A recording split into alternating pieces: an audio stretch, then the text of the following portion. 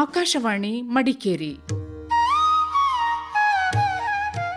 ಕಾರ್ಯಕ್ರಮ ಶಿಕ್ಷಣ ಸಂವಹನ, ಪೂರಕ ಶಿಕ್ಷಣ ಕಾರ್ಯಕ್ರಮ.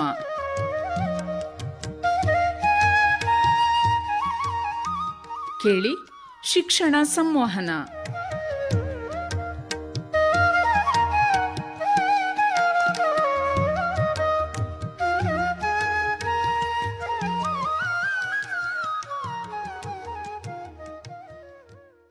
ಕೇಳುಗರೆ, ಪೊನ್ನಂಪೇಟೆ ತಾಲೂಕು ಕುಟ್ಟ ಗ್ರಾಮದ ಸಿಂಕೋನ ಸರ್ಕಾರಿ ಹಿರಿಯ ಪ್ರಾಥಮಿಕ ಶಾಲೆಯಲ್ಲಿ ಪ್ರಭಾರ ಮುಖ್ಯೋಪಾಧ್ಯಾಯಿನಿಯೂ ಶಿಕ್ಷಕಿಯೂ ಆಗಿ ಕಾರ್ಯನಿರ್ವಹಿಸುತ್ತಿರುವ ಐಲೀನ್ ತಿಮ್ಮಯ್ಯನವರು ನಮ್ಮ ಜೊತೆ ಇದ್ದಾರೆ.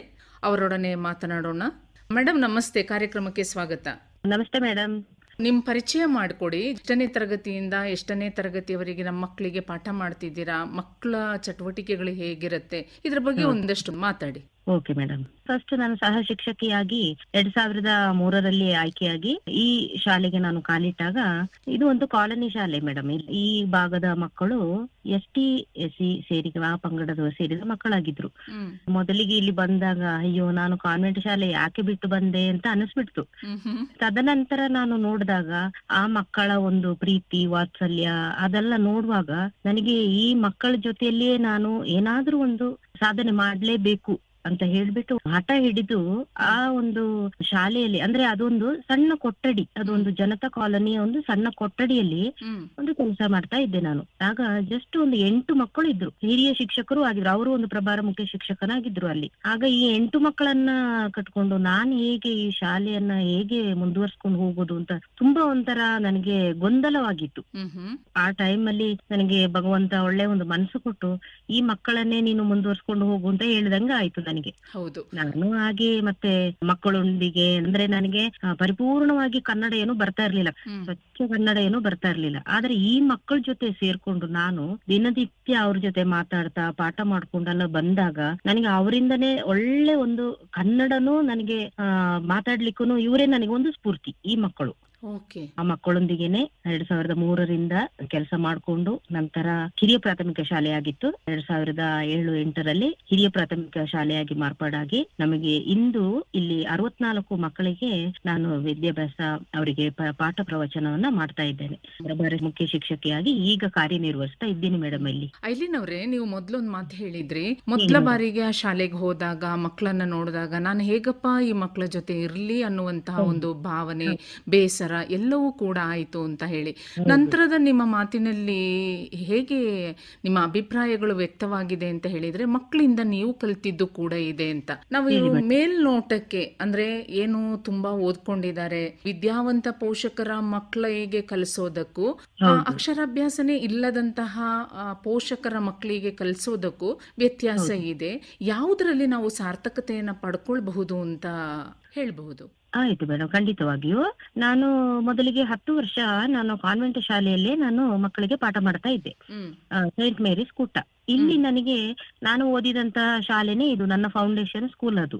ನಂತರ ನಾನು ನಮ್ಮ ಸರ್ಕಾರಿ ಶಾಲೆಗೆ ಬಂದಾಗ ನನಗೆ ಈ ಮಕ್ಕಳು ಮತ್ತು ನಮಗೆ ಒಂದೇ ಕೊಠಡಿ ಇರುವಂತ ಶಾಲೆ, ಮತ್ತೆ ಅಲ್ಲಿ ಸೌಕರ್ಯಗಳು ಕಡಿಮೆ ಇತ್ತು. ಆವಾಗ 2003ರಲ್ಲಿ ತುಂಬಾ ಸೌಕರ್ಯ ಕಡಿಮೆ ಇತ್ತು. ಒಂದು ಟಾಯ್ಲೆಟ್ ಫೆಸಿಲಿಟಿ ಸಮೇತ ಅಲ್ಲಿ ಇರ್ಲಿಲ್ಲ, ನಮ್ಮ ಟೀಚರ್ಸ್ಗಾಗ್ಲಿ ಮಕ್ಕಳಿಗಾಗಿ ಇರ್ಲಿಲ್ಲ 2003ರಲ್ಲಿ. ಅಂತ 2007ರ ನಂತರ ಆಗಿದ್ದು ಅದು, ಸರ್ವ ಶಿಕ್ಷಾ ಅಭಿಯಾನದ ಅಡಿಯಲ್ಲಿ ಎಲ್ಲ ಆಗಿ ಬಂತು. ಆಗ ನನಗೆ ಅನಿಸಿದ್ದು, ಆ ಮಕ್ಕಳನ್ನ ಅಲ್ಲಿ ನೋಡಿದಾಗ ನನಗೆ ನಿಜವಾಗ್ಲು ಆ ಮಕ್ಕಳಿಗೆ ಎಷ್ಟೊಂದು ಆಸಕ್ತಿ ಇದೆ. ನಾನು ಏನಾದ್ರೂ ಒಂದು ಪದ ಇಂಗ್ಲಿಷ್ ಅಲ್ಲಿ ಅವರಿಗೆ ಮಾತಾಡ್ಬಿಟ್ರೆ ಆ ಮಕ್ಕಳು ಅಷ್ಟು ಬೇಗ ಅದನ್ನ ಗ್ರಹಿಸಿ ಮಾರನೇ ದಿನ ಅದನ್ನೇ ನನಗೆ ಹೇಳೋರು. Good morning, good evening. ಈಗ ನಮಸ್ತೆ ಅನ್ನೋದು ಎಲ್ಲರಿಗೂ ಗೊತ್ತಿತ್ತು, ನಮಸ್ತೆ ಟೀಚರ್, ನಮಸ್ತೆ ಟೀಚರ್ ಅಂತ. ನಂತರ good morning, good afternoon, good evening, simple basic ಅನ್ನ ನಾನು ಮಕ್ಕಳಿಗೆ ಹೇಳ್ಕೊಂಡು ಬಂದೆ. ಮಕ್ಕಳು ಇದನ್ನ ಎಷ್ಟು ಬೇಗ ಅದನ್ನ ಪಿಕಪ್ ಆದ್ರು ಅಂತ ಹೇಳಿದ್ರೆ, ನಂತರ ನಾನು ಶಾಲೆಯಿಂದ ಒಳಗೆ ಹೋಗುವಾಗ, ಕ್ಲಾಸ್ ರೂಮ್ ಬರುವಾಗ ಹೋಗುವಾಗೆಲ್ಲ ಎಕ್ಸ್ಕ್ಯೂಸ್ ಮೀ ಮಿಸ್ ಅಂತ ಹೇಳ್ಬೇಕು ಅಂತ ಅದನ್ನು ಹೇಳ್ಕೊಟ್ಟಿದೆ. ನಂತರ ಈ ಮಕ್ಕಳೇ ರೆಡಿ ಆಗ್ಬಿಟ್ರು ಮೇಡಮ್. ಆ ಒಂದು ದಿನ ಒಬ್ಬ ಹುಡುಗ ಕೇಳದೆ ಒಳಗೆ ಬಂದ ಕ್ಲಾಸ್ ಸ್ಟಾರ್ಟ್ ಆದ್ಮೇಲೆ.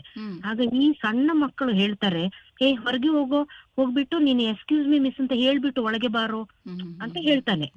ಆಗ ನನಗೆ ಅನಿಸಿದ್ದು, ನಾನು ಈ 10 ವರ್ಷ ಅಲ್ಲಿ ಮಾಡಿದಾಗ ನನಗೆ ಇದೊಂದು ಫುಲ್ಫಿಲ್ನೆಸ್ ಆಗಿಲ್ಲ, ಅಲ್ಲಿ ಒಂದು ತೃಪ್ತಿಕರ ಆಗಿಲ್ವಾ. ಹೌದು, ಅಂದ್ರೆ ನಗರ ಪ್ರದೇಶಗಳಲ್ಲಿರುವಂತಹ ಮಕ್ಕಳಿಗಿಂತಲೂ ಕೂಡ ಈ ಗ್ರಾಮೀಣ ಭಾಗದಲ್ಲಿರುವಂತಹ ಮಕ್ಕಳು ವಿಷಯಗಳನ್ನ ಬಹಳ ಬೇಗ ಗ್ರಹಿಸ್ಕೊಳ್ತಾರೆ, ಬೇಗ ಕಲಿಯುವಂತಹ ಪ್ರಯತ್ನ ಕೂಡ ಮಾಡ್ತಾರೆ ಅಂತ. ಅಂದ್ರೆ ನಾವು ಶಿಕ್ಷಕರಾಗಿ ಒಂದನ್ನ ಇಲ್ಲಿ ತಿಳ್ಕೊಳ್ಬೇಕಾದ ಅವಶ್ಯಕತೆ ಇದೆ. ಅಂದ್ರೆ ನಾವು ಈ ರೀತಿಯ ತಾರತಮ್ಯ ಧೋರಣೆಯನ್ನ ಮಾಡಬಾರ್ದು. ಅಂದ್ರೆ ಪಟ್ಟಣದ ಮಕ್ಕಳಿಗೆ ಹೆಚ್ಚು ಆಸಕ್ತಿಯನ್ನ ತೋರಿಸೋದು, ಗ್ರಾಮೀಣ ಭಾಗದ ಮಕ್ಕಳನ್ನ ನಾವು ಅಸಡ್ಡೆಯಿಂದ ಕಾಣುವಂಥದ್ದನ್ನ ಮಾಡಬಾರ್ದು. ಪ್ರತಿಯೊಂದು ಮಗುವಿಗೂ ಕೂಡ ಶಿಕ್ಷಣ ಅವರ ಹಕ್ಕು ಅನ್ನುವಂಥದ್ದನ್ನ ನೀವು ಹೇಳ್ತಾ ಇದ್ದೀರಿ. ಹೌದು ಮೇಡಮ್, ಹೌದು. ಈಗ ಆ ಶಾಲೆಯಲ್ಲಿ ನೀವು ಆ ಮಕ್ಕಳನ್ನ ಒಂದು ಮುಖ್ಯ ವಾಹಿನಿಗೆ ತರಬೇಕಾದ್ರೆ ನಿಮ್ಮ ಒಂದು ಪ್ರಯತ್ನ ಯಾವ ಮಟ್ಟದಲ್ಲಿತ್ತು? ಆ ಸಮಯದಲ್ಲಿ ನೋಡಿದಾಗ ಎಲ್ಲಾ ಸೌಕರ್ಯಗಳು ಕಡಿಮೆ ಇದ್ದಾಗ ಅಲ್ಲಿ ನಾವು ಸ್ವಲ್ಪ ತಡ ಮಾಡ್ತೇವೆ, ನಮಗೂ ಏನು ಇಲ್ವಲ್ಲ, ಹೇಗಪ್ಪ ಮುಂದೆ ಹೋಗೋದು ಅಂತ ಹೇಳಿ.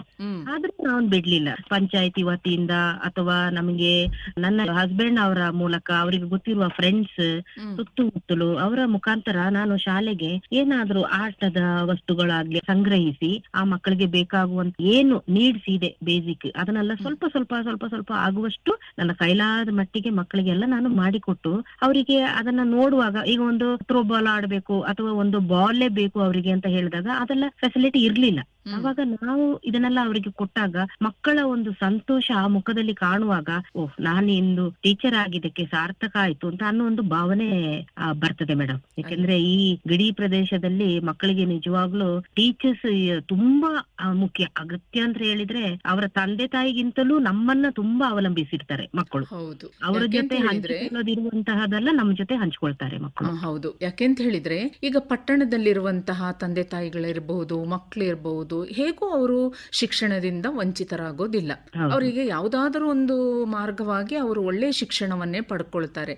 ಶಿಕ್ಷಕರಾಗಿ ನಾವು ಮೊದಲು ಗ್ರಾಮೀಣ ಭಾಗದ ಮಕ್ಕಳನ್ನ ಕೇಂದ್ರೀಕರಿಸಬೇಕು ಅನ್ನುವಂಥದ್ದನ್ನ ನಾವು ಇದರ ಮೂಲಕ ತಿಳ್ಕೊಳ್ಬಹುದು. ನಿಜ ನಿಜ, ಹೌದು.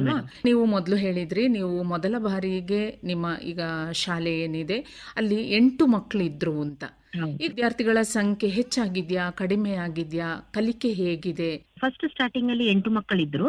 ನಂತರ ಕ್ರಮೇಣ ನಮ್ಮ ಶಾಲೆಯ ಒಂದು ಅಭಿವೃದ್ಧಿಯನ್ನ ನೋಡ್ಕೊಂಡು ಮತ್ತೆ ಶಾಲೆಯ ಒಂದು ಪರಿಸರ ಇವುಗಳೆಲ್ಲವನ್ನ, ಆಗ ಆ ಭಾಗಕ್ಕೆ ನಾನು ಹೋದಾಗ ಅವರಿಗೆ ಏನೋ ಒಂದು ತರ, ನಮಗೆ ಒಂದು ಇಂಗ್ಲಿಷ್ ಟೀಚರ್ ಬಂದ್ಬಿಟ್ರು ಅನ್ನೋ ಒಂದು ಭಾವನೆ ಜನರಲ್ಲಿಯೂ ಬಂತು, ಮಕ್ಕಳಲ್ಲಿಯೂ ಬಂತು. ಆಗ ನನಗೆ 2018ರಲ್ಲಿ 118 ಮಕ್ಕಳು ಆದ್ರು ಮೇಡಮ್. ಅದು ಹೈಯೆಸ್ಟ್ ನಮ್ಮ ಶಾಲೆಯಲ್ಲಿ. ಒಳ್ಳೆಯ ಬೆಳವಣಿಗೆ ಇದು. ಹೌದು, 118 ವಿದ್ಯಾರ್ಥಿಗಳಾದ್ರು ಮೇಡಮ್. ಅಲ್ಲಿ ಎಷ್ಟಾಗುತ್ತೋ ನಮ್ಮ ಮಟ್ಟಿಗೆ ನಾವು ಮಕ್ಕಳಿಗೆ ಪಾಠ ಮಾಡ್ಕೊಂಡು ಬರ್ತಾ ಇದ್ದು. ನಂತರ ಕಾಲಕ್ರಮೇಣ ಏನಾಯ್ತು ಅಂತ ಹೇಳಿದ್ರೆ, ಅಲ್ಲಿಯ ಪರಿಸರದಲ್ಲಿಯೂ ಆ ಕಡೆ ಇಂಗ್ಲಿಷ್ ಮೀಡಿಯಂಗಳು ಓಪನ್ ಆದಾಗ ಮಕ್ಕಳಿಗೆ ಅಲ್ಲಿ ಸ್ವಲ್ಪ ಏನಾಯ್ತು ಅಂದ್ರೆ ಪರಿಸರ ನೋಡ್ತಾರೆ, ಇಲ್ಲಿ ಹೇಗಿದೆ ಅಲ್ಲಿ ಹೇಗಿದೆ ಅಂತ ನೋಡಿ ಅಣ್ಣ ಹೋದಾಗ ತಮ್ಮನನ್ನು ಕರ್ಕೊಂಡು ಹೋಗಿ ಅಲ್ಲಿ ದಾಖಲಾತಿ ಮಾಡ್ಬಿಡೋದು ಆ ಪ್ರೈವೇಟ್ ಶಾಲೆಗೆ. ಆ ತರ ಆದಾಗ ನನಗೆ 118ರಿಂದ ಮಕ್ಕಳು ಕ್ರಮೇಣ ಕಡಿಮೆ ಆಗ್ತಾ ಬಂದ್ರು. ಬಟ್ ಆವರೇಜ್ ಅಲ್ಲಿ ಇದ್ರು. ನನಗೆ ಈ ಕೊರೋನಾ ಟೈಮಲ್ಲಿ 52-54 ಮಕ್ಕಳು 2 ವರ್ಷದಲ್ಲಿ ಇದ್ರು. ಈ ಕೊರೋನಾ ಕಳೆದ ಮೇಲೆ ನಾವು ಈ ಕೊರೋನಾದ ಟೈಮಲ್ಲಿ ಮನೆ ಮನೆಗೂ ಹೋಗಿ ನಾವು ಮಕ್ಕಳಿಗೆ ಪಾಠ ಮಾಡಿ ಬರ್ತಾ ಇದ್ವಿ. ನನಗೆ 2 ಗೆಸ್ಟ್ ಟೀಚರ್ ಅನ್ನು ಕೊಟ್ಟಿದ್ರು ನಮ್ಮ ಶಿಕ್ಷಣ ಕ್ಷೇತ್ರದ ವತಿಯಿಂದ. ಹಾಗೆ ನಾವು ಮನೆ ಹೋಗಿ ಪಾಠ ಮಾಡಿ ಬರುವಾಗ ಅವರಿಗೆ ಪೇರೆಂಟ್ಸಿಗೂ ಸ್ವಲ್ಪ ಇಂಟ್ರೆಸ್ಟ್ ಬಂತು. ಪರವಾಗಿಲ್ಲ, ಈ ಶಾಲೆಯಲ್ಲೂ ಟೀಚರ್ಸ್ ಇಂಟ್ರೆಸ್ಟ್ ಇಟ್ಟು ಮಾಡ್ತಾ ಇದ್ದಾರೆ ಅಂತ ಹೇಳಿ ಈ ವರ್ಷ ನನಗೆ ಅಧಿಕವಾಗಿ 64 ಹೈಯೆಸ್ಟ್ ಅಡ್ಮಿಷನ್ ಅಂತ ಹೇಳ್ಬೋದು ಮೇಡಮ್. ಈಗ ಮಕ್ಕಳ ಕಲಿಕೆ, ನಾವು ಈ ಕೊರೋನಾದಲ್ಲಿ ನಾವು ಸ್ವಲ್ಪ ಕಷ್ಟಪಟ್ಬಿಟ್ಟು, ಅದೆಲ್ಲರಿಗೂ ಗೊತ್ತಿದೆ, ತಮಗೂ ಗೊತ್ತಿರಬಹುದು. ಮಕ್ಕಳಿಗೆ ಅದು ಮನೆ ಪಾಠ ಅಂತ ಹೇಳುವಾಗ ಅದು ಅಷ್ಟು ಪ್ರತಿಫಲ ಕೊಡೋದಿಲ್ಲ ಮೇಡಮ್. ಏನೇ ಆದ್ರೂ ಭೌತಿಕ ತರಗತಿಗಳು ಏನಿದೆ ಅದೇ ತುಂಬಾ ಪ್ರಯೋಜನಕಾರಿ ಆಗುವಂತಹ ಒಂದು ವಿಧಾನ. ಬೇರೆ ಕ್ಷೇತ್ರಗಳಿಗಿಂತಲೂ ಕೂಡ ಕೋವಿಡ್-19 ಬಂದಾಗ ಹೆಚ್ಚಿನ ಪ್ರಮಾಣದ ಸಮಸ್ಯೆ ಆಗಿದ್ದೇ ಶಿಕ್ಷಣ ಕ್ಷೇತ್ರದಲ್ಲಿ ಅಲ್ವಾ? ವಿಜ್ಞಾನ ತಂತ್ರಜ್ಞಾನ ಎಷ್ಟು ಬೆಳೆದ್ರೂ ಕೂಡ ಶಿಕ್ಷಕರು ಆನ್ಲೈನ್ ಅಂತರ್ಜಾಲದಲ್ಲಿ ಪಾಠ ಮಾಡುವಂತಹ ವಿಧಾನ ಇರಬಹುದು, ಅದಕ್ಕೂ ಒಂದು ತರಗತಿ, ಅಲ್ಲಿಯ ವ್ಯವಸ್ಥೆ, ವಿದ್ಯಾರ್ಥಿಗಳು ಮತ್ತು ಶಿಕ್ಷಕರು ಮುಖತಃ ಭೇಟಿಯಾಗಿ ಮಾತನಾಡುವಂಥದ್ದಿರಬಹುದು, ಕಲಿಕೆಯಲ್ಲಿ ತೊಡಗಿಸಿಕೊಳ್ಳುವಂಥದ್ದಿರಬಹುದು. ಇದಕ್ಕೆ ಮತ್ತು ನಾವು ಏನು ಮೊಬೈಲ್ಗಳ ಮೂಲಕ ಪಾಠ ಪ್ರವಚನಗಳನ್ನು ಮಾಡ್ತಾ ಇದ್ವಿ, ಇದಕ್ಕೆ ಹೋಲಿಕೆನೇ ಇಲ್ಲ ಅಂತ ಹೇಳ್ಬಹುದು. ಹೌದು ಮೇಡಮ್, ಹೌದು. ಕೆಲವರಿಗೆ ಮೊಬೈಲ್ ಇರ್ತಾ ಇತ್ತು, ಕೆಲವರಿಗೆ ಮೊಬೈಲ್ ಇರ್ತಾ ಇರ್ಲಿಲ್ಲ. ಆ ಇಲ್ಲದ ಮಕ್ಕಳಿಗೆ ನಾವು ವಾಟ್ಸಪ್ ಅಲ್ಲಿ ಏನೇ ಕಳ್ಸಿದ್ರು ಪಾಪ ಅವರಿಗೆ ಹೋಮ್ವರ್ಕ್ ಏನು ಮಾಡ್ಕೊಂಡ್ ಬರ್ಲಿಕ್ಕೆ ಆಗ್ತಾ ಇರ್ಲಿಲ್ಲ. ಹ್ಮ್ ಕೆಲವರು ಪೇರೆಂಟ್ಸ್ ಹತ್ರ ಇದ್ರೂನು ಆ ಪೋಷಕರು ಕೆಲ್ಸಕ್ಕೆ ಹೋಗುವಾಗ ಆ ಮೊಬೈಲ್ ಅನ್ನ ತಗೊಂಡು ಹೋಗ್ಬಿಡ್ತಾರೆ. ಆಗ ಮಕ್ಕಳಿಗೆ ಅಲ್ಲಿ ಲಾಸ್ ಹೌದು. ಆಯ್ತು. ಹ್ಮ್ ಅವರಿಗೆ ಅದು ಮಾಡ್ಲಿಕ್ಕೆ ಆಗ್ತಿರ್ಲಿಲ್ಲ. ಅದು ಒಂದು ಕ್ರಮ ಅಂತಾನೂ ಅಲ್ಲ, ಒಂದು ಮಕ್ಕಳಿಗೆ ಚೆನ್ನಾಗೂ ಆಗ್ತಿರ್ಲಿಲ್ಲ. ಕೊರೋನಾದ ಟೈಮಲ್ಲಿ ನಿಮ್ಗೆ ಗೊತ್ತಿದೆ, 4 ಗೋಡೆಗಳ ಮಧ್ಯೆ ಈ ಮಕ್ಕಳು ಬಂದಿ ಆಗ್ಬಿಟ್ಟಿದ್ರು. ಹೌದು. ಕೋವಿಡ್ ಸಮಯದಲ್ಲಿ ಎಂತಹ ದೊಡ್ಡ ಆ, ದುಷ್ಪರಿಣಾಮ ಆಯಿತು ಅಂತ ಹೇಳ್ಬಹುದು. ಅಂದರೆ ಒಂದು ಹೌದು ತಂದೆ ತಾಯಿಗೆ 2-3 ಮಕ್ಕಳು ಇರ್ತಾರೆ. ಆ 3 ಹೌದು ಮಕ್ಕಳು ಕೂಡ ಒಂದೇ ಶಾಲೆಗೆ ಹೋಗ್ತಾ ಇರ್ತಾರೆ. ಆ ಹೌದು ಶಾಲೆಯಲ್ಲಿ ಆನ್ಲೈನ್ ಲೈವ್ ಕ್ಲಾಸಸ್ಸನ್ನು ಏನು ಮಾಡ್ತಾ ಇದ್ರು, ಆಗ 3 ಮಕ್ಕಳಿಗೂ ಕೂಡ ಮೊಬೈಲ್ ಅವಶ್ಯಕತೆ ಇತ್ತು. ಅವಶ್ಯಕತೆ. ಹೌದು ಆರ್ಥಿಕವಾಗಿ ಹಿಂದುಳಿದಂತಹ ಕೆಲವೊಂದು ಕುಟುಂಬಗಳಿಗೆ ಇದನ್ನು ಕೊಡ್ಲಿಕ್ಕೆ ಆಗ್ತಾ ಇರಲಿಲ್ಲ. ಇದರಿಂದ ಹೌದು ಕೂಡ ನಮ್ಮ ಒಂದಷ್ಟು ಮಕ್ಕಳು ಶಿಕ್ಷಣದಿಂದ ವಂಚಿತರಾದರು. ವಂಚಿತರಾಗಿದ್ದಾರೆ. ಹೌದು ಮೇಡಮ್. ಅಲ್ವಾ? ಮತ್ತೆ ಹೌದು. ಇನ್ನೊಂದು ಐಲಿನ್ ಅವರೇ, ಹೇಳಿ ಮೇಡಮ್. ಈಗ ಆವತ್ತಿನ ದಿನಗಳಲ್ಲಿ ಮೊಬೈಲ್ ಅವಶ್ಯಕತೆ ಇತ್ತು. ಶಿಕ್ಷಕರು ಹೇಳ್ತಾ ಇದ್ರು ಪಾಠ ಪ್ರವಚನಗಳನ್ನು ಮಾಡಲಿಕ್ಕೆ ಬೇಕೇ ಬೇಕು ಅನ್ನುವಂಥದ್ದು. ಅವತ್ತು ಹೌದು ಪ್ರಾರಂಭವಾದಂತಹ ಆ ಒಂದು ಮೊಬೈಲ್ ಪಾಠ ಏನಿದೆ, ಅದನ್ನೇ ಇವತ್ತು ಕೂಡ ಮಕ್ಕಳು ಸುಮ್ಮನೆ ಆದರೂ ನಮಗೆ ಹೌದು ಟೀಚರ್ಸ್ ಮೊಬೈಲಲ್ಲಿ ಪಾಠ ಹೇಳ್ಕೊಡ್ತಿದ್ದಾರೆ, ಮೊಬೈಲಲ್ಲಿ ನೋಟ್ಸ್ ಕಳಿಸ್ತಾ ಇದ್ದಾರೆ ಅಂತ ಹೌದು ಹೇಳ್ಕೊಳ್ಳುವಂಥದ್ದು. ಹೌದು ಇದು ಒಂದು ರೀತಿಯಲ್ಲಿ ಕೆಟ್ಟ ಪ್ರಭಾವವನ್ನು ಬೀರಿದೆ ಮಕ್ಕಳ ಮೇಲೆ. ಖಂಡಿತ. ಹೇಗೆ ಹೌದು. ಮಕ್ಕಳನ್ನ ಇದರಿಂದ ಹೊರಗೆ ತರಬಹುದು? ಅವರು ಆ ಟೈಮಲ್ಲಿ 4 ಗೋಡೆಗಳ ಮಧ್ಯೆ ಬಂದಿಯಾಗಿದ್ರು ಅಲ್ವಾ, ಹ್ಮ್ ಆ ಮಕ್ಕಳನ್ನ ಈಗ ನಾವು ನನ್ನ ಮುಖ್ಯ ವಾಹಿನಿಗೆ ತರಬೇಕು ಅಂತ ನನ್ನ ಒಂದು ಗುರಿ ಇದೆ ಮೇಡಮ್. ಹ್ಮ್ ಆ ಸಮಯದಲ್ಲಿ ಅವರಿಗೆ ಪಾಠ ಪ್ರವಚನಗಳಿಂದ ಮಕ್ಕಳೆಲ್ಲ ದೂರ ಆಗಿದ್ರು. ಹ್ಮ್ ಆಗ ಮಕ್ಕಳು ತಮ್ಮ ಕಲಿಕೆಯನ್ನ ಮರೆತು, ನೀವ್ ಹೇಳ್ದಂಗೆ ಬರೀ ಮೊಬೈಲ್, ಕೆಲವರು ಅಲ್ಲಿ ಪಾಠ ಕಳ್ಸಿದಿವೋ ಕಳ್ಸಿಲ್ವೋ, ಮೊಬೈಲ್ ಅಲ್ಲಿ ನಾವು ನೋಡ್ಬೇಕು, ಮೊಬೈಲ್ ಅಲ್ಲಿ ಹೋಮ್ವರ್ಕ್ ಇದೆ ಮಾಡ್ಬೇಕು ಅಂತ ಟೈಮ್ ಪಾಸ್ ಹೌದು. ಮಾಡ್ಬಿಡ್ತಾ ಇದ್ರು. ಈಗ ಉದಾಹರಣೆ ಹೇಳಬೇಕು ಅಂತ ಹೇಳಿದ್ರೆ, ಒಂದು ಮಗು ಕೈಯಲ್ಲಿ ಮೊಬೈಲ್ ಹಿಡ್ಕೊಂಡು ಕೂತಿರುತ್ತೆ. ತಾಯಿ ತಂದೆನ ಬಂದು ಏನಪ್ಪ ಮಾಡ್ತಿದ್ಯಾ, ಮೊಬೈಲ್ ಹ್ಮ್ ಪಕ್ಕಕ್ಕೆ ಇಡು ಅಂತ ಹೇಳಿದ್ರೆ, ಟೀಚರ್ ಹೋಮ್ವರ್ಕ್ ಕಳಿಸಿದ್ದಾರೆ, ನೋಟ್ಸ್ ಕಳಿಸಿದ್ದಾರೆ, ನಾನು ಅದನ್ನ ನೋಡ್ತಾ ಇದ್ದೀನಿ ಅಂತ ಹೇಳಿ. ಹೌದು ಅದೇ ಆದ್ರೆ ಆ ಹೌದು ಮಗು ನೋಡ್ತಾ ಇರುವಂತಹ ವಿಷಯವೇ ಬೇರೆ ಆಗಿರುತ್ತೆ ಅಲ್ವಾ? ಇದರಿಂದ ಹೌದು ಸಂಪೂರ್ಣವಾಗಿ ಮಕ್ಕಳನ್ನ ಹೇಗೆ ಹೊರಗೆ ತರಬಹುದು? ತರ್ಬಹುದು. ಯಾಕೆಂದ್ರೆ ಅದೆಲ್ಲವೂ ನಮ್ಮ ಶಿಕ್ಷಕರ ಕೈಯಲ್ಲಿದೆ. 1ರಿಂದ 7ನೇ ತರಗತಿವರೆಗೆ ಅವರು ನಮ್ಮ ಕೈಯಲ್ಲಿ ಇರುವಾಗ, ಮಣ್ಣಿನ ಮುದ್ದೆಯನ್ನ ಹೇಗೆ ನಾವು ತಿದ್ದಿ ತೀಡಿ ಅದನ್ನ ಒಂದು ಮಡಿಕೆಯನ್ನಾಗಿ ಮಾಡ್ತೀವೋ, ಹ್ಮ್ ಹ್ಮ್ ಅದೇ ರೀತಿ ಈ ಮಕ್ಕಳ ಜೊತೆಯಲ್ಲೇ ಇದ್ದು ಆ ಮಕ್ಕಳ ಬೆನ್ನ ಹಿಂದೆ ನಿಂತು ಅವರ ಸಮಸ್ಯೆಗಳೇ ಆಗ್ಲಿ ಅಥವಾ ಸಮಸ್ಯೆ ಇಲ್ಲದೇನೆ ಇರಬಹುದು, ಆದ್ರೆ ಇಲ್ಲದ ಶಾಲೆಗಳು ಯಾವುದೂ ಇಲ್ಲ, ಎಲ್ಲ ಸಮಸ್ಯೆ ಇರುವಂತ ಶಾಲೆಗಳೇ ಹೌದು ಹೆಚ್ಚು ಹೌದು ಇರುತ್ತೆ. ಆಗ ಈ ಮಕ್ಕಳನ್ನ ನಮ್ಮ ವಶಕ್ಕೆ ತಕೊಳ್ಬೇಕು. ಹೇಗೆ ಅಂದ್ರೆ ಆ ಮಕ್ಕಳು ಸುಮ್ಮನೆ ಟೈಮ್ ಪಾಸ್ ಮಾಡುವಂಗೆ ಅವರನ್ನ ನಾವು ಬಿಡುವ ಹಾಗಿಲ್ಲ. ಹ್ಮ್ ನಮಗೆ ಕೊಟ್ಟಿರುವಂತಹ ಸಮಯದಲ್ಲಿ ನಾವು ಅವರಿಗೆ ಏನೆಲ್ಲ ಆಗುತ್ತೋ ಅದನ್ನ ನಾವು ಸ್ವಲ್ಪ ಪಾಠ ಅಲ್ಲದೆ ನಾವು ಸ್ವಲ್ಪ ಮಕ್ಕಳಿಗೆ ಮೌಲ್ಯಗಳನ್ನೆಲ್ಲ ಹೇಳ್ತಾ ಬಂದ್ರೆ ಮೇಡಮ್, ಹ್ಮ್ ಆಗ ಆ ಮಕ್ಕಳಿಗೂ ನಮ್ಮ ಶಿಕ್ಷಕರು ಈ ರೀತಿ ನಮ್ಗೆ ಯಾಕೆಂದ್ರೆ ಇದು ಇಂತಹ ಮಕ್ಕಳಿಗೆ ನಾವು ನಿಜವಾಗ್ಲೂ ನಾವು ಟೀಚರ್ಸೇ ಅವರಿಗೆ ಒಂದು ನೆರವು ಹಾಗೂ ಅವರಿಗೆ ಒಂದು ಹೆಲ್ಪ್ ಲೈನ್ ಅಂತ ಹೇಳ್ಬೋದು ಹ್ಮ್ ಮಕ್ಕಳಿಗೆ. ಅವರಿಗೆ ನಾವು ಪ್ರತಿ ಸಲನೂ ನಾವು ಅವರ ಗೈಡಿಂಗ್ ನಾವು ಆಗಿ ನಿಂತು ಬಿಟ್ರೆ ಅವರನ್ನ ಮೊಬೈಲ್ ಇಂದ ನಾವು ಖಂಡಿತವಾಗಿಯೂ ದೂರ ತರಬಹುದು.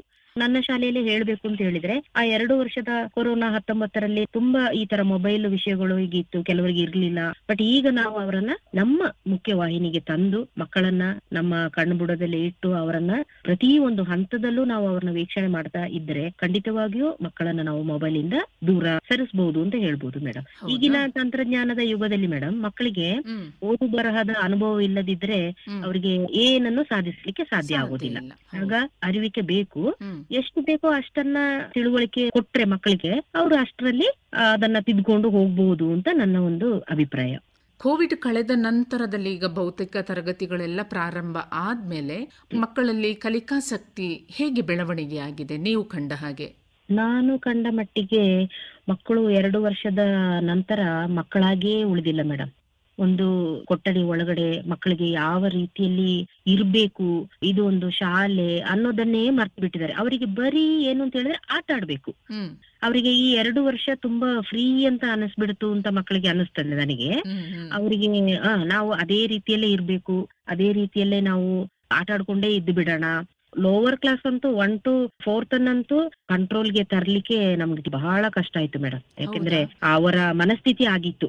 ಬೇರೆ ಶಾಲೆಗಳಲ್ಲಿ ಅಂದ್ರೆ ಪ್ರೈವೇಟೇ ಆದ್ರೂನು ಅವರು ಪೇರೆಂಟ್ಸ್ ಅವರಿಗೆ ಕಲ್ಸ್ಕೊಟ್ಟು ತಿದ್ದಿ ತೀಡಿ ಅವರು ಬಂದಿರ್ತಾರೆ. ಆದ್ರೆ ಇಲ್ಲಿ ನಮ್ಮ ಮಕ್ಕಳಿಗೆ ಸರ್ಕಾರಿ ಶಾಲೆಯಲ್ಲಿ ನಾವೇ ಶಿಕ್ಷಕರು ಅವ್ರನ್ನ ಕೈ ಹಿಡಿದು ತಿದ್ದಿಸ್ಬೇಕು. ಆಗ ಕಷ್ಟ ಅನುಭವಿಸಿರ್ಬೇಕು ಅಂತ ನೀವು ಯೋಚನೆ ಮಾಡಿ. ಅವರನ್ನ ಈ 2 ವರ್ಷದ ನಂತರ ಅವರನ್ನ ಈಗ್ಲೂ ನಾವೆಲ್ಲರೂ ಶ್ರಮ ಪಡ್ತಾ ಇದೀವಿ. ಎಲ್ಲ ಸರ್ಕಾರಿ ಶಿಕ್ಷಕರು ಶಾಲೆಗಳಲ್ಲಿ ನಾವು ಈಗಲೂ ಮಕ್ಕಳ ಬೆಳವಣಿಗೆಗೆ ಓದು ಬರಹದಲ್ಲಿ ಎಷ್ಟು ನಾವು ಅವರ ಜೊತೆ ಇದ್ದೀವಿ ಅಂತ ಹೇಳಿದ್ರೆ, ಈಗ ಒಂದು ಹಂತಕ್ಕೆ ನಾವು ಬಂದು ಮುಟ್ಟಿದೀವಿ ಮೇಡಮ್. ಈಗ ಮಕ್ಕಳು ಓದಬಹುದು, ಬರೀಬಹುದು ಅಂತ ಹಂತಕ್ಕೆ ಮಕ್ಕಳು ಬಂದು ಈಗ ತಲುಪಿದ್ದಾರೆ ಆಫ್ಟರ್ ಕೊರೋನಾ. ಅಂದ್ರೆ ಕೊರೋನಾ 19ಕ್ಕಿಂತ ಮೊದಲು ಯಾವ ಪರಿಸ್ಥಿತಿ ಇತ್ತು ಅದಕ್ಕೆ ನಾವು ಸ್ವಲ್ಪ ಹೊಂದ್ಕೊಳ್ತಾ ಇದ್ದೀವಿ ಅಂತ ಅಷ್ಟೇ. ಹೆಚ್ಚಿನ ಬೆಳವಣಿಗೆ ಅಂತೂ ಆಗಿರ್ಲಿಕ್ಕಿಲ್ಲ ಅಂತ ಅನ್ಕೊಳ್ಳೋಣ. ಯಾಕೆಂತ ಹೇಳಿದ್ರೆ ನೀವೀಗ ಒಂದ್ ಮಾತನ್ನ ಹೇಳಿದಿರಿ, 1ರಿಂದ 7ನೇ ತರಗತಿಯ ಮಕ್ಕಳನ್ನ ನಾವು ನಿಜವಾಗ್ಲೂ ಕೂಡ ಕಲಿಕೆಯಲ್ಲಿ ಮುಂದೆ ತರೋದಕ್ಕೆ ತುಂಬಾ ಕಷ್ಟ ಆಯ್ತು ಅಂತ. ಆದ್ರೆ ಒಂದು ಸಾರ್ವಜನಿಕರ ಅಭಿಪ್ರಾಯ ಹೇಗಿದೆ ಅಂದ್ರೆ, ನಮ್ಮ ಕರ್ನಾಟಕ ರಾಜ್ಯದಲ್ಲಿ ಕನ್ನಡವನ್ನ ಪ್ರಥಮ ಭಾಷೆಯಾಗಿ, ಇಂಗ್ಲಿಷನ್ನ ದ್ವಿತೀಯ ಭಾಷೆಯಾಗಿ, ಮತ್ತೆ ಹಿಂದಿಯನ್ನ ತೃತೀಯ ಭಾಷೆಯಾಗಿ ಕಲ್ತಿದ್ದಾರೆ.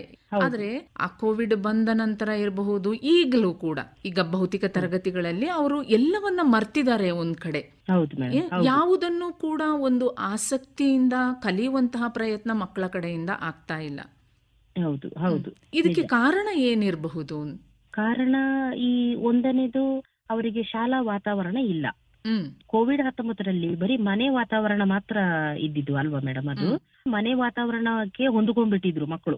ಏನೇ ಇದ್ರು ಅವರ ಮನೆಗೆ ಹೋಗಿ ನಾವು ಪಾಠ ಮಾಡ್ತಾ ಇದ್ವಲ್ಲ, ಆಗ ಅವರ ಮನೆಯಲ್ಲೇ ಏನೋ ಅವರಿಗೆ ಟೀಚರ್ಸ್ ನಮ್ಮ ಮನೆಗೆ ಬಂದು ಪಾಠ ಮಾಡ್ತಾರೆ ಅನ್ನೋದು ಅಲ್ಲಿ. ಶಾಲೆಗೆ ಬಂದ್ಬಿಟ್ರೆ ಅವರು ಮನೆಯಿಂದ ದೂರ ಆಗ್ತಾರೆ, ಪೋಷಕರಿಂದ ದೂರ ಆಗ್ತಾರೆ. ಮಕ್ಕಳು ನಮ್ಮ ಕೈ ವಶದಲ್ಲಿ ಇರುವಾಗ ನಾವು ತುಂಬಾ ಅಂದ್ರೆ blackboard is very important for child and teacher ಅಂತ ಹೇಳ್ತೀವಿ. ಆಗ ಆ ಬ್ಲಾಕ್ ಬೋರ್ಡ್ ನಮಗೆ ಅಲ್ಲಿ ಸಿಕ್ಬಿಟ್ರೆ ಮಕ್ಕಳನ್ನ ಅಂದ್ರೆ ಕಾನ್ಸಂಟ್ರೇಟ್ ಮಾಡಬಹುದು ಅಂತ ಹೇಳ್ಬೋದು ಮೇಡಮ್. ಯಾಕಂದ್ರೆ ಅವರು ಬರೀ ಆಟದ ಜೊತೆ ಅವ್ರಿಗೆ ಬೇರೆ ಏನಿಲ್ಲ.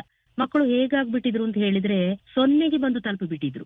ಈಗ ನಾವು ಏನ್ ಮಾಡ್ತಾ ಇದೀವಿ ಅಂದ್ರೆ, ಈ 0 ಇಂದ ಮಕ್ಕಳನ್ನ ನಾವೀಗ ಮೇಲಕ್ಕೆ ನಾವೀಗ ತಗೊಂಡು ಹೋಗ್ತಾ ಇದ್ದೀವಿ. ಈಗ ಮಕ್ಕಳು 0 ಅನ್ನುವಂತಹ ಮಟ್ಟಕ್ಕೆ ಬಂದು ನಿಂತ್ಬಿಟ್ಟಿದ್ದಾರೆ, ಅಂದ್ರೆ ಶೂನ್ಯಕ್ಕೆ. ಈಗ ಶೂನ್ಯದಿಂದ ಅವರನ್ನ ಮೇಲೆ ತರಬೇಕು ಅಲ್ವಾ? ಇದು ಬರೀ ಶಿಕ್ಷಕರಿಂದ ಮಾತ್ರ ಖಂಡಿತ ಸಾಧ್ಯ ಇಲ್ಲ. ಹಾಗಿದ್ದಾಗ ಪೋಷಕರ ಒಂದಷ್ಟು ಸಹಕಾರ ನಮ್ಗೆ ತುಂಬಾ ಮುಖ್ಯ ಆಗುತ್ತೆ, ಅವಶ್ಯಕತೆ ಇದೆ. ಪುಟ್ಟದಂತಹ ಗಡಿ ಭಾಗದಲ್ಲಿ ಪೋಷಕರ ಸಹಕಾರ ಹೇಗಿದೆ? ಕೆಲವು ಪೋಷಕರ ಸಹಕಾರ ಬಹಳ ಚೆನ್ನಾಗಿದೆ ನಿಜವಾಗ್ಲೂ. ಅವರ ಕೆಲಸ ಕಾರ್ಯ ಬಿಟ್ಟು, ಯಾಕೆಂದ್ರೆ ಈ ಭಾಗದಲ್ಲಿ ಮಂಗಳವಾರ ಸಂತೆ ದಿನ ಇಲ್ಲಿ ರಜೆ. ಆಗ ಅವರಿಗೆ ಬೇರೆ ಯಾವ ದಿನ ಕರೆದ್ರೂ ಇಲ್ಲಿ ಪೋಷಕರು ಬರಲ್ಲ ಶಾಲೆಗೆ. ಸಂತೆ ದಿನ ಆದ ಕಾರಣ ಕೂಲಿ ಕಾರ್ಮಿಕರಿಗೆ ಮಂಗಳವಾರ ರಜೆ. ಆಗ ಆ ರಜೆಯಲ್ಲಿ ಅವರೇ ಶಾಲೆಗೆ ಬರೋದು, ಟೀಚರ್ಸ್ ನ ಭೇಟಿ ಆಗೋದು ಎಲ್ಲವೂ ಆ ದಿನಗಳಲ್ಲಿ ಮಾಡ್ಕೊಳ್ತಾರೆ. 25% ಪೋಷಕರಿಗೆ ಒಳ್ಳೆ ಅಭಿಪ್ರಾಯ ಉಂಟು. ಆದ್ರೆ ಇನ್ನು 75% ಪೋಷಕರಿಗೆ ಅವರು ಫುಲ್ ಟೀಚರ್ಸ್ ಅನ್ನೇ ಅವಲಂಬಿತವಾಗಿರ್ತಾರೆ. ನಾವು ಮಕ್ಕಳಿಗೆ ಇಲ್ಲಿ ಏನು ಬರ್ದು ಹೇಳ್ಕೊಟ್ಟು ಪಾಠ ಮಾಡಿ ಕಲಿಸ್ತೀವೋ ಅದಷ್ಟೇ ಮಗುವಿನ ತಲೆಯಲ್ಲಿ ಇದೆ, ಉಳಿದದ್ದು ಏನೂ ಮನೆಯಲ್ಲಿ ನಡೀತಾ ಇಲ್ಲ. ಬಹುಶಃ ಶಾಲೆಯಲ್ಲಿ ಈಗ ನೀವು ಒಬ್ರು ಶಿಕ್ಷಕಿಯಾಗಿ ಇವತ್ತು ಗಣಿತವನ್ನ ಇಷ್ಟು ಮಾಡಿದ್ರಿ, ಕನ್ನಡ ಭಾಷೆಯನ್ನ ಇಷ್ಟು ಬೋಧನೆ ಮಾಡಿದ್ರಿ, ಹಾಗೆ ಇಂಗ್ಲಿಷ್ ಯಾವ ವಿಷಯ ಆದ್ರೂ ಇರಬಹುದು, ಅದು ವಿಜ್ಞಾನಕ್ಕೋ ಅಥವಾ ಸಮಾಜ ವಿಜ್ಞಾನಕ್ಕೋ ಸಂಬಂಧಪಟ್ಟದ್ದನ್ನ ಇವತ್ತು ನೀವು ತರಗತಿಯಲ್ಲಿ ಕಲಿಸಿದ್ರೆ, ಆ ಮಗು ಮನೆಯಲ್ಲಿ ಹೋಗಿ ಅಂದಂದಿನ ಪಾಠ ಪ್ರವಚನಗಳನ್ನ ಒಂದಷ್ಟು ಮನನ ಮಾಡುವಂತಹ, ಕಲಿಯುವಂತಹ ಪ್ರಯತ್ನವನ್ನ ಮಾಡಬೇಕು. ಅದಕ್ಕೆ ಪ್ರೋತ್ಸಾಹ ಪೋಷಕರ ಕಡೆಯಿಂದ ಸಿಗ್ಬೇಕು ಅಲ್ವಾ? ಅದು ಸಿಗ್ತಾ ಇಲ್ಲ ಎಲ್ಲೋ ಒಂದಷ್ಟು ವಿದ್ಯಾರ್ಥಿಗಳಿಗೆ ಅನ್ನುವಂಥದ್ದು. ಹೌದು, ಖಂಡಿತ ಮೇಡಮ್. ಈಗ ಈ ನಿಟ್ಟಿನಲ್ಲಿ ಪೋಷಕರನ್ನ ಯಾವ ರೀತಿ ಜಾಗೃತಗೊಳಿಸಬಹುದು? ಪೋಷಕರ ಸಭೆಯಲ್ಲೇ ಅವರಿಗೆ ಮನವೊಲಿಸೋದು ಮೇಡಮ್. ಯಾಕಂದ್ರೆ ಅವರನ್ನ ನಾವು ಹೆಚ್ಚು ಅವ್ರ ಹತ್ರ ನಾವು ಏರು ಧ್ವನಿಯಲ್ಲಿ ಎಲ್ಲ ಮಾತಾಡುವಂಗಿಲ್ಲ. ಯಾಕಂದ್ರೆ ಅವರು ಅಷ್ಟರ ಮಟ್ಟಿಗೆ ಇರ್ತಾರೆ. ಅವರಿಗೆ ನಾವು ತುಂಬಾ ನಿಧಾನವಾಗಿ ತಿಳುವಳಿಕೆಯನ್ನ ಕೊಡ್ಬೇಕಾಗುತ್ತೆ. ಜೋರ್ ಮಾಡಿ ನಾವು ಮಾತಾಡ್ಬಿಟ್ರೆ ನೆಕ್ಸ್ಟ್ ಟೈಮ್ ಅವರು ಶಾಲೆ ಕಡೆನೆ ಮುಖ ಮಾಡಿ ನೋಡಲ್ಲ, ಬರೋದೂ ಇಲ್ಲ. ಕೆಲವು ಪೋಷಕರು ಅವಿದ್ಯಾವಂತರು ಆದ ಕಾರಣ ಮಕ್ಕಳಿಗೆ ಅವ್ರಿಗೆ ಏನೂ ಹೇಳ್ಕೊಡ್ಲಿಕ್ಕೆ ಸಾಧ್ಯ ಆಗೋದಿಲ್ಲ ಮೇಡಮ್. ಹೌದು, ಮತ್ತೆ ಸೂಕ್ಷ್ಮ ಮನಸ್ಸಿರುವಂತಹ ಮಕ್ಕಳಿಗೆ ಆ ಪುಟ್ಟ ಕಾರಣವೇ ಸಾಕು, ನಾಳೆಯಿಂದ ನಾನು ಶಾಲೆಗೆ ಹೋಗೋದಿಲ್ಲ ಅಂತ ಹೇಳೋದಕ್ಕೆ. ಹೌದು ಮೇಡಮ್, ಅಲ್ವಾ? ಅಂದ್ರೆ ಸಮಾಜದಲ್ಲಿ ಶಿಕ್ಷಕರ ಪಾತ್ರ ಬಹಳ ದೊಡ್ಡದಿದೆ. ಅದನ್ನ ನಿಭಾಯಿಸ್ಕೊಂಡು ಹೋಗ್ಲಿಕ್ಕೆ ಪೋಷಕರ ಸಹಕಾರ ಕೂಡ ಅಷ್ಟೇ ಅಗತ್ಯ. ಇನ್ನು ನಿಮ್ಮ ಶಾಲೆಯನ್ನ ಮುಂದೆ ತರುವುದಕ್ಕಾಗಿ ಇನ್ನೇನೇನು ಕ್ರಮಗಳನ್ನ ಕೈಗೊಂಡಿದ್ದೀರಾ ಇಲ್ಲಿನವ್ರೆ? ನಾನು ಆಗುವಷ್ಟು ನಮ್ಮ ಪೋಷಕರನ್ನ ಮನೆ ಒಲಿಸ್ತೀನಿ ಮೇಡಮ್. ನಮ್ಮ ಆ ಪರಿಸರದಲ್ಲಿ ಇರುವ ಜನರು ಯಾರಿದ್ದಾರೋ ಅವರನ್ನ ನಾನು ನನ್ನ ಮುಖ್ಯವಾಹಿನಿಗೆ ತರಲಿಕ್ಕೆ ನಾನು ತುಂಬಾ ಶ್ರಮ ಪಟ್ಟಿದ್ದೀನಿ. ಮತ್ತು ಅವರಿಗೆ ಮೇನ್ ಅಲ್ಲಿ ಏನು ಅಂತ ಹೇಳಿದ್ರೆ, ನನ್ನ ಮಗು ಓದ್ಬೇಕು, ಬರಿಬೇಕು. ಇಂಗ್ಲಿಷ್ ಅಲ್ಲಿ ಮಾತಾಡ್ಬಿಟ್ರೆ ಒಂಥರ ಅವರಿಗೆ ಒಂದು ಇಂಗ್ಲಿಷ್ ಮೀಡಿಯಂ ಓದಿದ ಹಾಗೆ. ಈಗ ಹಾಗೆ ಅವರಿಗೆ ಒಂದು ಎಜುಕೇಶನ್ ಕೊಡ್ತಾ ಬಂದ್ರೆ ನನಗೆ ಅನ್ಸುತ್ತೆ ನಿಜವಾಗ್ಲೂ ಕೆಲವು ಪೇರೆಂಟ್ಸ್ ನಮಗೆ ಒಂದು ಒಳ್ಳೆ ಸಪೋರ್ಟ್ ಇದ್ದಾರೆ, ಇಲ್ಲ ಅಂತಲ್ಲ. ಆ ಪೇರೆಂಟ್ಸ್ ಮುಖಾಂತರ ಆ ಪೋಷಕರು ಈಗ ಒಂದು ಮನೆಗೆ ತಿಳಿಸಿದ್ರೆ ಆ ಒಂದು ಪೋಷಕರು ಇನ್ನೊಂದು ಮನೆಗೆ ಪರವಾಗಿಲ್ಲ, ಶಾಲೆಯಲ್ಲಿ ಚೆನ್ನಾಗಿ ತರಗತಿಗಳು ನಡೀತಾ ಇದೆ, ಒಳ್ಳೆ ಕೋಚಿಂಗ್ ಕೊಡ್ತಾ ಇದ್ದಾರೆ ಮಕ್ಕಳಿಗೆ. ಕೆಲವು ಇಂಗ್ಲಿಷ್ ರೈಮ್ಸ್ ಎಲ್ಲ ಹೇಳಿ ಕಳಿಸ್ಬಿಟ್ರೆ ಮಕ್ಕಳಿಗೆ ಅದನ್ನೇ ಹೋಗಿ ಹಾಡಿ ಮಾರನೇ ದಿನ ಬರುವಾಗ ಅವರು ಕಲ್ತು ಬಂದಿರ್ತಾರೆ ಕೆಲವರು. ಆಗ ಅದೇ ಸಾಕು ಈ ಪೇರೆಂಟ್ಸ್ಗೆ, ಇಲ್ಲಿ ಇಂಗ್ಲಿಷ್ ಕಲಿಕೆ ಆಗ್ತಾ ಇದೆ. ಈಗ ನಮಗೆ ನಮ್ಮ ಶಿಕ್ಷಣ ಕ್ಷೇತ್ರದಲ್ಲೇ 1ರಿಂದ 7ನೇ ತರಗತಿ ಇಂಗ್ಲಿಷ್ ಬಂದಿದೆ ಅಲ್ಲ ಮೇಡಮ್, ಇದರಿಂದನೂ ಒಳ್ಳೆ ಒಂದು ನಮಗೆ ಒಂದು ಫೌಂಡೇಶನ್ ಆಯ್ತು ಈಗ. ಹೌದು, ಯಾಕೆಂತ ಹೇಳಿದ್ರೆ ಈಗ ನಮ್ಮ ಮಾತೃಭಾಷೆ ಕನ್ನಡ ಆದ್ರೂ ಕೂಡ ಪ್ರಪಂಚವನ್ನ ನೋಡ್ಲಿಕ್ಕಿರುವ ಕಿಟಕಿ ಇಂಗ್ಲಿಷ್ ಭಾಷೆ ಅನ್ನುವಂಥದ್ದನ್ನ ಯಾರು ಅಲ್ಲಗಳೆಯುವ ಹಾಗೆ ಕೂಡ ಇಲ್ಲ ಅಲ್ವಾ? ಹಾಗಿದ್ದಾಗ ಇಂತಹ ಗ್ರಾಮೀಣ ಭಾಗಗಳಲ್ಲಿರುವಂತಹ ಪೋಷಕರಿಗೆ ನನ್ನ ಮಗು ಒಂದಷ್ಟು ಆಂಗ್ಲ ಭಾಷೆಯ ಜ್ಞಾನವನ್ನು ಕೂಡ ಪಡ್ಕೊಳ್ತಿದೆ ಅಂತ ಹೇಳುವಾಗ ಅದೊಂದು ಸಂತೋಷದ ವಿಷಯ ಕೂಡ. ಹೌದು ಮೇಡಮ್, ಅಲ್ವಾ? ನಿಜವಾಗ್ಲೂ. ಈಗ ನೀವು ನಿಮ್ಮ ವಿದ್ಯಾರ್ಥಿಗಳಲ್ಲಿ ಈಗ ಒಂದು ತರಗತಿಯಲ್ಲಿ ಇರುವಂತಹ 10 ಮಕ್ಕಳಲ್ಲಿ 10 ಮಕ್ಕಳು ಕೂಡ ಕಲಿಕೆಯಲ್ಲಿ ಸರಿಯಾಗಿರೋದಿಲ್ಲ, ಒಂದಷ್ಟು ಮಕ್ಕಳು ಕಲಿಕೆಯಲ್ಲಿ ಹಿಂದೆ ಉಳಿದಿರ್ತಾರೆ. ಈಗ ಕಲಿಕೆಯಲ್ಲಿ ಹಿಂದುಳಿದಿರುವಂತಹ ಮಕ್ಕಳಿಗೆ ಅದು ಓದೋದಿರಬಹುದು, ಬರೆಯೋದಿರಬಹುದು, ಇದರಲ್ಲಿ ತೊಡಗಿಸಿಕೊಳ್ಳಿಕ್ಕೆ ಏನೇನ್ ಕ್ರಮಗಳನ್ನ ಕೈಗೊಂಡಿದ್ದೀರಿ? ನಾವು ಏನ್ ಮಾಡ್ತೀವಿ ಅಂತ ಹೇಳಿದ್ರೆ ಮೇಡಮ್, ನಮ್ಮ ಶಾಲೆಯಲ್ಲಿ ಈ ಕಲಿಕೆಯಲ್ಲಿ ಹಿಂದುಳಿದಿರುವ ಈ ಮಕ್ಕಳಿಗೆ ನಾವು ಮಧ್ಯಾಹ್ನದ ನಂತರ 2ನೇ ಅವಧಿಯಲ್ಲಿ ಮಕ್ಕಳಿಗೆ ಪರಿಹಾರ ಬೋಧನೆ ತರ ಮಕ್ಕಳಿಗೆ ಸ್ವಲ್ಪ ಬೇಸಿಕ್ ಅನ್ನ ಎಲ್ಲಿ ಅವರು ಎಡವಿದ್ದಾರೆ ಮಕ್ಕಳು ಅಂತ ನಾವು, ಈಗ ನಾನಾಗಿರ್ಬೋದು, ನನ್ನ ಗೆಸ್ಟ್ ಟೀಚರ್ಸ್ ಆಗಿರ್ಬೋದು, ಅವರನ್ನ ಒಂದು ಪಟ್ಟಿ ಮಾಡಿ ಇಟ್ಕೊಂಡಿದೀವಿ. ಆಗ ಅವರನ್ನ ಏನ್ ಮಾಡ್ತೀವಿ ಅಂತ ಹೇಳಿದ್ರೆ ಆ ಸಮಯದಲ್ಲಿ ಆ ಮಕ್ಕಳಿಗೆ ಸ್ವಲ್ಪ ವಿಶೇಷವಾದ ತರಗತಿಯನ್ನ ತಗೊಳ್ತೀವಿ. ಹೌದು, ಯಾಕೆಂದ್ರೆ ಎಲ್ಲಾ ಮಕ್ಕಳ ಜೊತೆ ಅವರು ಮುಂದೆ ಬರ್ಲಿಕ್ಕೆ ಸಾಧ್ಯ ಆಗ್ತಾ ಇಲ್ಲ ಅಂತ ನಮ್ ಟೀಚರ್ಸ್ಗೆ ಗೊತ್ತಾಗುತ್ತೆ.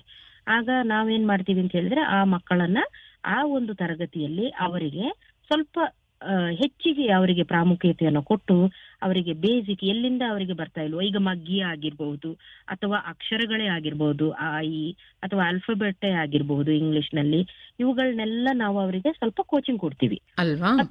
ಹೌದು ಮೇಡಮ್. ಇನ್ನೊಂದು ನಾವು ಮಾಡ್ತೀವಿ ಮೇಡಮ್, ಈ ಮಧ್ಯಾಹ್ನದ ಟೈಮಲ್ಲಿ ತುಂಬಾ ಬಿಸಿಲಿದೆ, ಆಟ ಆಡ್ಲಿಕ್ಕೆ ಮಕ್ಕಳಿಗೆ ಆಗಲ್ಲ ಅಂತ ಹೇಳುವಾಗ ನಾವು ಮಧ್ಯಾಹ್ನ ಊಟದ ಟೈಮಲ್ಲಿ ಅವರಿಗೆ ಗುಂಪು ಮಾಡ್ಬಿಟ್ಟು ಅಲ್ಲಿಗೆ ಒಬ್ಬ ಲೀಡರ್ ಅಂತ ಮಾಡ್ಬಿಟ್ಟಿದೀವಿ. ಸ್ವಲ್ಪ ಕಲ್ತಿರುವವನು ಒಂದು ಗುಂಪಲ್ಲಿ ಲೀಡರ್ ಆಗಿರ್ತಾನೆ, ಅಲ್ಲಿ ಸ್ವಲ್ಪ ಕಲಿಕೆ ಆಗ್ತದೆ ಮೇಡಮ್. ಅಲ್ವಾ? ನಿಜವಾಗ್ಲೂ ಕೂಡ ಒಂದು ಒಳ್ಳೆಯ ಕೆಲಸ ಇದು. ವರ್ಷ ಇಡೀ ಇರುವಂತಹ 30ರಿಂದ 40 ವಿದ್ಯಾರ್ಥಿಗಳು ಏನಿರ್ತಾರೆ, ಒಂದೇ ರೀತಿಯಾಗಿ ಪಾಠ ಮಾಡ್ಕೊಂಡು ಹೋಗೋದಕ್ಕಿಂತಲೂ ಕೂಡ ಆ ಶಿಕ್ಷಕನ ಜವಾಬ್ದಾರಿ ಏನಿರುತ್ತೆ ಅಂತ ಹೇಳಿದ್ರೆ, ಯಾವ ಮಕ್ಕಳು ಚೆನ್ನಾಗಿ ಓದ್ತಾರೆ, ಯಾವ ಮಕ್ಕಳು ಕಲಿಕೆಯಲ್ಲಿ ಸ್ವಲ್ಪ ಹಿಂದುಳಿದಿದ್ದಾರೆ, ಯಾರನ್ನ ನಾವು ಇನ್ನೂ ಹೆಚ್ಚು ಸ್ವಲ್ಪ ಬೂಸ್ಟ್ ಮಾಡಬೇಕು, ಇಂಥದ್ದರ ಒಂದು ಪರಿಚಯವನ್ನ ಸ್ವತಃ ಶಿಕ್ಷಕನೇ ಮಾಡ್ಕೊಳ್ಬೇಕಾಗತ್ತೆ. ಇದರಿಂದ ಏನಾಗುತ್ತೆ ಅಂತ ಹೇಳಿದರೆ ಆ ಕಲಿಕೆಯಲ್ಲಿ ಹಿಂದುಳಿದಿರುವಂತಹ ಮಗುವನ್ನು ಮೇಲೆ ತರಲಿಕ್ಕೆ ಈ ರೀತಿಯ ನೀವೀಗ ಏನು ಹೇಳಿದ್ದೀರಾ, ಮಧ್ಯಾಹ್ನದ ಊಟದ ಒಂದು ಸಮಯದಲ್ಲಿ ಹೆಚ್ಚು ಬಿಸಿಲಿದ್ದಾಗ ಅವರೇ ಕಲಿಯುವಂತಹ ಪ್ರಯತ್ನ ಮಾಡೋದು, ಆಮೇಲೆ ಮಧ್ಯಾಹ್ನದ ನಂತರದ 2ನೇ ಅವಧಿಯಲ್ಲಿ ಅವರಿಗೆ ಒಂದು ವಿಶೇಷವಾದಂತಹ ತರಬೇತಿಯನ್ನು ಕೊಡುವಂಥದ್ದು, ಇದೆಲ್ಲ ಅವರಿಗೆ ತುಂಬ ಪ್ರಯೋಜನಕ್ಕೆ ಬರುತ್ತೆ. ಹೌದು, ನಿಜವಾಗ್ಲೂ ನಮಗೆ ಅದು ಒಂದು ಪ್ರಯೋಜನ ಆಗಿದೆ ಕೂಡ. ಆಗ ಅವ್ರಿಗೆ ಏನಾಗುತ್ತೆ ಅಂತ ಹೇಳಿದ್ರೆ ಆ ಮಗು ಸಹ ಈಗ ಅವನಿಗೆ ಒಂದು 7ನೇ ಮಗ್ಗಿ ಬಂದಿಲ್ಲ, 8ನೇ ಮಗ್ಗಿ ಬಂದಿಲ್ಲ ಅಂತ ಹೇಳುವಾಗ ಈ ಲೀಡರ್ ಆದವನು ಅದನ್ನ ಕಲಿಸ್ಲಿಕ್ಕೆ ಪ್ರಯತ್ನ ಪಡ್ತಾನೆ. ಉದಾಹರಣೆಗೆ ನೀವು ಇಬ್ರು ಕೂಡ ಶಿಕ್ಷಕರು ಅಥವಾ ಬೇರೆ ನಾವು ಮಾತಾಡ್ತಿದೀವಿ ಅನ್ನೋದನ್ನ ಮರ್ತು ಬಿಡೋಣ ಈ ಕ್ಷಣಕ್ಕೆ. ನಾವಿಬ್ರು ಒಂದು ತರಗತಿಯಲ್ಲಿ ವ್ಯಾಸಂಗ ಮಾಡ್ತಾ ಇರುವಂತಹ ವಿದ್ಯಾರ್ಥಿಗಳಿದ್ದಾಗ, ಈಗ ನೀವು ತಿಳಿದವರು ನನಗೆ ತಿಳಿಯದೇ ಇರೋದನ್ನ ಹೇಳ್ಕೊಡ್ತಾಗ ನಿಮ್ಮ ಜ್ಞಾನ ಮತ್ತಷ್ಟು ಹೆಚ್ಚಾಗುತ್ತೆ. ಖಂಡಿತವಾಗ್ಲು. ಮತ್ತೆ ಬೇರೆ ಇನ್ನೇನು ಕ್ರಮಗಳನ್ನ ಕೈಗೊಂಡಿದ್ದೀರಿ? ಮಕ್ಕಳಿಗೆ ಈಗೀಗ ತುಂಬಾ ನಾವು ಏನ್ ಹೇಳ್ಬೇಕು, ಸ್ಟ್ರೆಸ್ ಅಂತ ಹೇಳ್ತೀವಲ್ಲ ಮೇಡಮ್, ಆದ್ರಿಂದ ನಾವು ಏನ್ ಮಾಡಿದೀವಿ ಅಂತ ಹೇಳಿದ್ರೆ ಮಕ್ಕಳಿಗೆ ಪ್ರತಿದಿನ ನಮ್ಮ ಪ್ರೇಯರ್ ಮಾಡುವ ಮೊದಲು ನಾವು ಮಕ್ಕಳಿಗೆ ಸ್ವಲ್ಪ ಮೆಡಿಟೇಷನ್ ಅನ್ನ ಮಾಡ್ತಾ ಇದ್ದೀವಿ ನಮ್ಮ ಶಾಲೆಯಲ್ಲಿ. ಅವರಿಗೆ ಅಂದ್ರೆ ಒಂದು ಮಕ್ಕಳ ಜ್ಞಾನ ಒಂದು ಕೇಂದ್ರೀಕೃತ ಆಗ್ಬೇಕಲ್ಲ, ಹಾಗೆ ಅವರ ಮೈಂಡ್ ಫ್ರೀ ಮಾಡ್ಲಿಕ್ಕೆ ಸ್ವಲ್ಪ ಯೋಗ, ಸಿಂಪಲ್ ಯೋಗವನ್ನ ಮಕ್ಕಳಿಗೆ ಬೆಳಗಿನ ನಮ್ಮ ಪ್ರೇಯರಿನ ಮೊದಲು 9:30 ಮೊದಲು ಅವರಿಗೆ ಒಂದು 15 ಮಿನಿಟ್ಸ್ ಅವತ್ತು ನಾವು ಡೈಲಿ ಮಾಡ್ತೀವಿ ಮೇಡಮ್. ಇದರಿಂದ ಮಕ್ಕಳು ಸ್ವಲ್ಪ ಕೇಂದ್ರೀಕೃತ ಆಗ್ತಾರೆ. ಆಕ್ಟಿವಿಟೀಸ್ ಅಲ್ಲಿ ಆಗ್ಲಿ ಯಾವುದೇ ಆಗ್ಲಿ ಮಕ್ಕಳಿಗೆ ಅದರಲ್ಲಿ ಸ್ವಲ್ಪ ಇಂಟ್ರೆಸ್ಟ್ ಬಂದಿದೆ. ತುಂಬಾ ಏನ್ ಹೇಳೋದು, ಈ 2 ವರ್ಷಗಳ ಅವಧಿಯಲ್ಲಿ ಮಕ್ಕಳ ಮೈಂಡ್ ಹೇಗಾಗಿದೆ ಅಂತ ಹೇಳಿದ್ರೆ, ಅವರ ಬುದ್ಧಿಶಕ್ತಿ, ಅವರು ಒಂದು ತರಗತಿ ಒಳಗೆ ಬಿಟ್ರೆ ಅವರು ಏನು ಇಟ್ಟಿರಲ್ಲ, ಎಲ್ಲ ಬುಕ್ ಹರಿಯೋದ್ರಿಂದ ಹಿಡಿದು ನೋಟ್ಸ್ ಪೇಜಸ್ ಇರಲ್ಲ, ಹರಿದಾಕೋದು ಏನೋ ಒಂದು ಅವರು ಗಲಾಟೆ ಮಾಡ್ತಾನೆ ಇರ್ಬೇಕು. ಸೊ ಪ್ರಪಂಚಕ್ಕೆ ಯೋಗದ ಮಹತ್ವವನ್ನ ತೋರಿಸಿಕೊಟ್ಟಂತಹ ದೇಶ ಭಾರತ ಅಲ್ವಾ? ಈಗ ನೀವು ನಿಮ್ಮ ತರಗತಿಗಳನ್ನ ಪ್ರಾರಂಭ ಮಾಡೋದಕ್ಕೂ ಮುನ್ನ ವಿದ್ಯಾರ್ಥಿಗಳನ್ನ ಒಂದು ಏಕಾಗ್ರತೆಗೆ ತರುವುದಕ್ಕಾಗಿ ಯೋಗವನ್ನ ಮಾಡಿಸ್ತಾ ಇದ್ದೀರಿ. ಇದರಿಂದ ತುಂಬಾ ಪ್ರಯೋಜನ ಕೂಡ ಆಗ್ತಾ ಇದೆ ಅಂತ ಹೇಳ್ತೀರಾ. ಬಹುಶಃ ಇದನ್ನ ಎಲ್ಲರೂ ಅಳವಡಿಸ್ಕೊಳ್ಳೋದ್ರಿಂದ ಇನ್ನಷ್ಟು ಮಕ್ಕಳು ಒಳ್ಳೆಯದನ್ನ ಸಾಧಿಸಬಹುದು ಅಂತ ಹೇಳ್ಬಹುದಲ್ವಾ? ಹೌದು ಮೇಡಮ್, ಖಂಡಿತವಾಗಿಯೂ ಮಾಡಬಹುದು. ಈ ಪ್ರಯತ್ನ ಎಲ್ಲರೂ ಮಾಡಬಹುದು. ಇದು ಕೇವಲ ಒಬ್ಬ ಶಿಕ್ಷಕರಿಂದ ಮಾತ್ರ ಅಥವಾ ಒಬ್ಬ ದೈಹಿಕ ಶಿಕ್ಷಕರಿಂದ ಮಾತ್ರ ಆಗ್ಬೇಕು ಅನ್ನುವಂಥದ್ರ ಬಗ್ಗೆ ಏನ್ ಹೇಳ್ತೀರಾ? ಈಗ ಯೋಗ ಮಾಡೋದಕ್ಕೆ ಈಗ ನೀವು ಹೇಳ್ತೀರಾ, ನಾವು ನಮ್ಮ ಶಾಲೆಯಲ್ಲಿ ಮಕ್ಕಳಿಗೆ ಅವರನ್ನ ಒಂದು ಕೇಂದ್ರೀಕರಿಸೋದಕ್ಕಾಗಿ ಅವರ ಮನಸ್ಸನ್ನ ಒಂದು ನಿಯಂತ್ರಣಕ್ಕೆ ತರೋದಕ್ಕಾಗಿ ಯೋಗವನ್ನ ಮಾಡಿಸ್ತಾ ಇದ್ದೇವೆ ಅಂತ. ಇನ್ನು ಕೆಲವರು ಕಾರಣ ಕೂಡ ನೀಡಬಹುದು, ನಮ್ಮಲ್ಲಿ ದೈಹಿಕ ಶಿಕ್ಷಕರಿಲ್ಲ ಅಥವಾ ಯೋಗ ಶಿಕ್ಷಕರಿಲ್ಲ, ನಮಗೆ ಯೋಗ ಮಾಡ್ಲಿಕ್ಕೆ ಬರಲ್ಲ, ನಮಗೆ ಹೇಳ್ಕೊಡ್ಲಿಕ್ಕೆ ಆಗೋದಿಲ್ಲ ಅಂತ. ಈ ಸಮಸ್ಯೆಯನ್ನ ಹೇಗೆ ಪರಿಹಾರ ಮಾಡಬಹುದು? ಖಂಡಿತವಾಗಿಯೂ ಮೇಡಮ್, ಈಗ ನಮ್ಮಲ್ಲಿನೂ ಈಗ ಇಲ್ಲಿಯೂ ದೈಹಿಕ ಶಿಕ್ಷಕರು ಇಲ್ಲ, ನಮ್ಮಲ್ಲಿನೂ ಇಲ್ಲ. ಈಗ ಬೇರೆ ಶಾಲೆಗಳಲ್ಲಿ ಇದ್ದಾರೆ.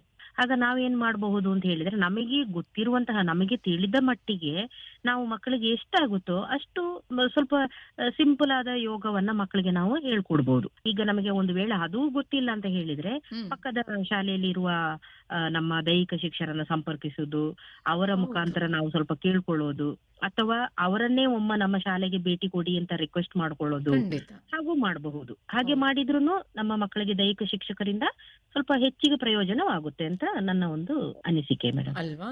ಯಾಕೆಂತ ಹೇಳಿದ್ರೆ ಸಮಸ್ಯೆಯನ್ನ ಸಮಸ್ಯೆಯಾಗಿ ಉಳಿಸ್ಕೊಳ್ಳೋದಕ್ಕಿಂತ ಅದಕ್ಕಿರುವಂತಹ ಪರಿಹಾರವನ್ನ ಹುಡ್ಕೊಳ್ಬೇಕು ಅಂತ.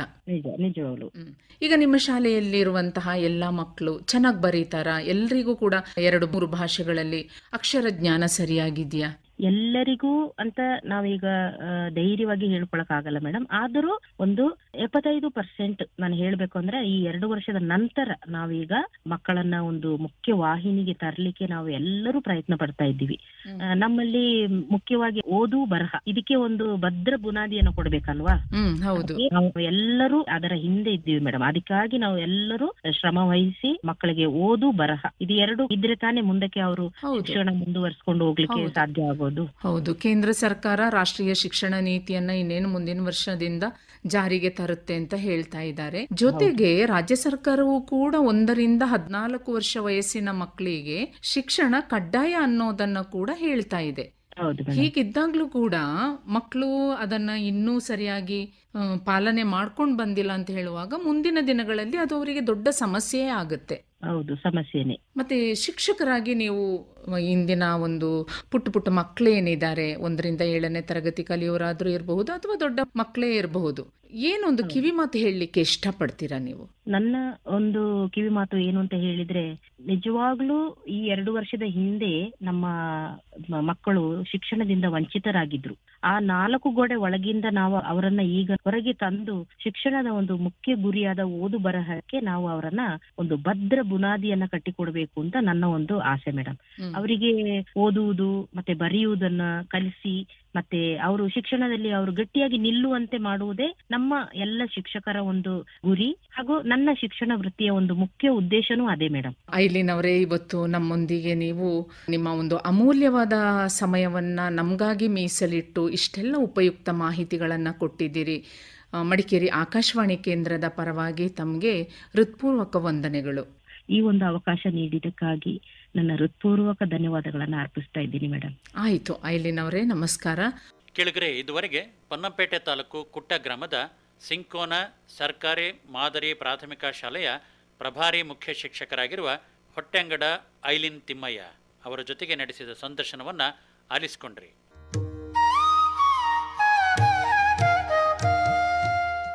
ಇದುವರೆಗೆ ಶಿಕ್ಷಣ ಸಂವಹನ ಪೂರಕ ಶಿಕ್ಷಣ ಕಾರ್ಯಕ್ರಮ ಕೇಳಿದಿರಿ. ಪ್ರಸ್ತುತಪಡಿಸಿದವರು ಹೇಮಾವತಿ ಎಂಡಿ.